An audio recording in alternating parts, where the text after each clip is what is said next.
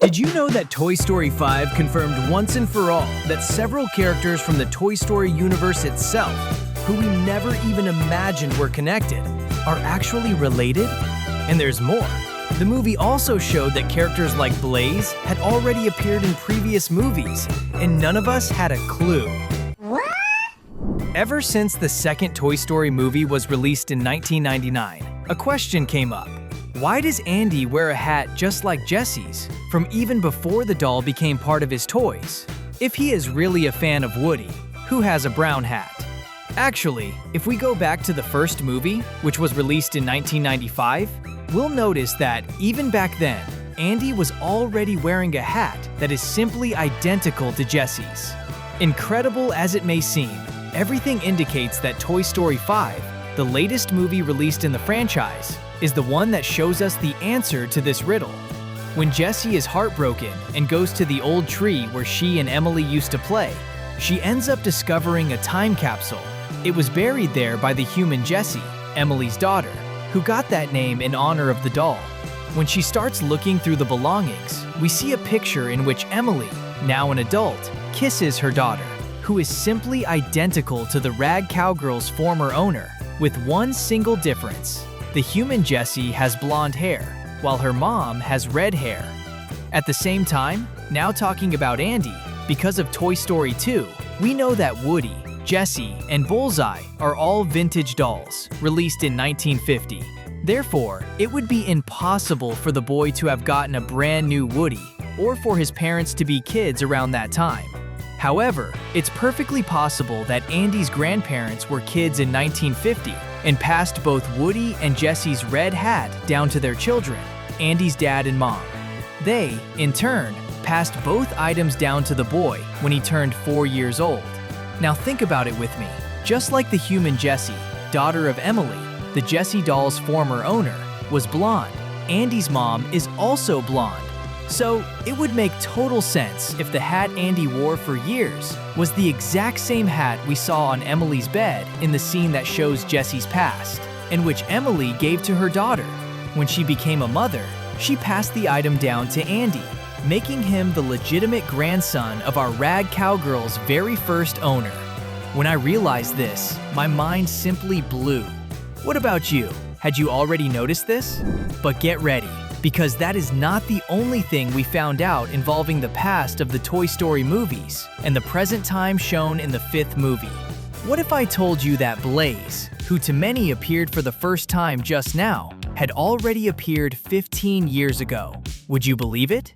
If we go back to the events of Toy Story 3, more specifically to Sunnyside Daycare, in one of the moments when the older kids, who are about Bonnie's size, enter the toy room, we can see a little girl who has features that, we can say, are at the very least similar to Blaze's.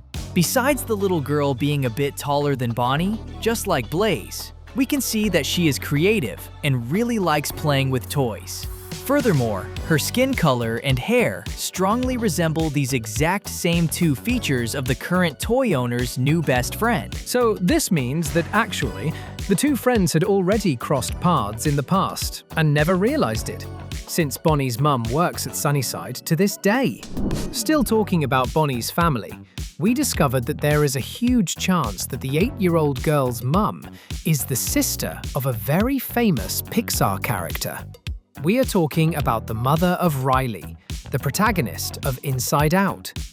If we put the two characters side by side, it is impossible to deny the resemblance. Similar hair colors, face shape, and of course, similarly styled glasses. They are what we call undeniable sisters. We can say that the resemblance between the two is so much that, at the very least, the Disney animators drew a lot of inspiration from Bonnie's mum to create the design for the mum of the owner of the emotions, since Inside Out was released 5 years after Toy Story 3, when she appeared for the first time. Before we continue, just a quick heads up. If you also enjoy movies, series, and cartoons, click the subscribe button right now, alright? Still talking about the link between the worlds of Toy Story and Inside Out, there is other proof that there is a strong connection between the two animated movies. The first of them is that we managed to see Sunnyside Daycare in a scene from the Emotions movie. This happens in Riley's memory headquarters. When Joy picks up one of the memory spheres, if you pause the animation at the right moment and zoom in, you'll be able to see that there is a memory that takes place exactly on that same Sunnyside playground. It's that same place we see when Woody is on top of the building, trying to escape using a kite to take flight. And if that memory is in Riley's mind, that means that at some point, not only was she at Sunnyside, but she also played on that slide. And it would make total sense for her to attend the daycare where her aunt works, wouldn't you agree? Another confirmation that the universes of Inside Out and Toy Story are intertwined lies in the fact that some of Andy's toys ended up becoming Riley's toys, or at least she used them to play when she was at Sunnyside. The proof of this is revealed in Inside Out 2, in the scene where the Emotions are observing the girls' personality islands. At a certain point, Joy herself hands Sadness a pair of binoculars so that she can see the islands better. Except that pair of binoculars is none other than Lenny, one of Andy's old toys. If you watch the first movie of the Toy Story franchise, you will remember him. The toy binoculars that Woody and his friends used to watch Sid committing atrocities with his toys. He is also the one responsible for spotting Woody and Buzz trying to return to the moving truck. And one of the reasons he is there is because the Emotions are probably able to materialize objects that Riley has seen and touched at some point in her life, and that made an impression on her. This indicates that when she was at Sunnyside, the owner of the Emotions used Lenny to play. Which makes perfect sense, since when Andy's mum arrives at the daycare with a box of toys, we can see Bonnie's mum say that she is happy to see her there again.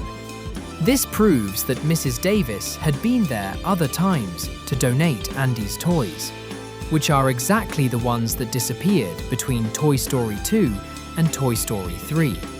As was the case with Lenny. Maybe Riley even took the blue binoculars home, and that is why he is no longer at Sunnyside and wasn't seen by Woody and his friends. But the fact is that all of this reinforces more than ever the theory that Riley's family and Bonnie's family are related. And if there is a link between Bonnie and Riley, we can also say, without fear of being wrong, that there is a very interesting connection between Andy's family and the family of Carl, one of the protagonists of Up. Toy Story fans discovered a very interesting Easter egg in the third movie.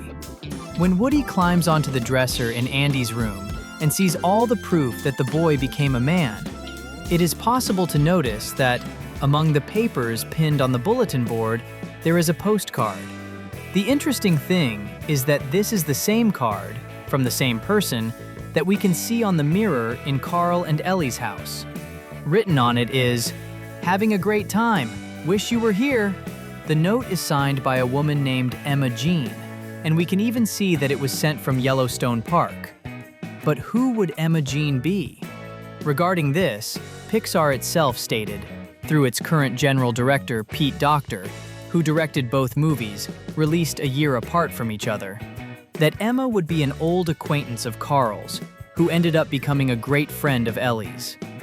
And since this same postcard is in Andy's room, it means that she sent it to both places at the same time. This confirms that Emma also has a relationship with the Davis family and could even be related to them. Thus, it is more than confirmed that there is a link, even if a subtle one, between the two families that star in different Pixar movies. That, for sure, is really cool. If the family ties between Bonnie's mom and Riley's mom, Inside Out, surprised you, or if the fact that Carl and Andy have close people in common is something established in the Pixar universe, what would you think if I told you that another important Disney character goes to school with Bonnie, and that this caused Jessie to appear in another one of the company's movies? Would you believe it? When Bonnie goes to kindergarten and is all alone, if we look in the background, we will notice that there is a little white girl with black hair and pigtails in the same class. After that, at the amusement park, we can see the girl even better, and at this moment, there is no doubt left that she has the exact same profile as Boo from Monsters Incorporated. And if we go back to the Monsters movie, when the little girl goes to say goodbye to Sully, we see that she hands him nothing more, nothing less than a Jessie. As we know, Jessie dolls are extremely rare, so much so that Al, from Toy Story 2, had Bullseye's partner as one of his most valuable items, protected inside a glass display case. So it wouldn't be absurd at all to imagine that Jessie is the same one from Toy Story, and that Bonnie might have lent her to Boo, since the two are classmates, in an attempt to make friends with the girl. Obviously, Boo gave the cowgirl back to Bonnie later, but on that day, the toy was at her house, and Sully actually got to hold it, which only reinforces that truly, the Pixar theory is more real than ever. Wouldn't you agree? We've reached the end of this video, but if you like having your mind blown, this is the right place. That's why we left 2 really good videos for you to click, watch, and best of all, stay with us.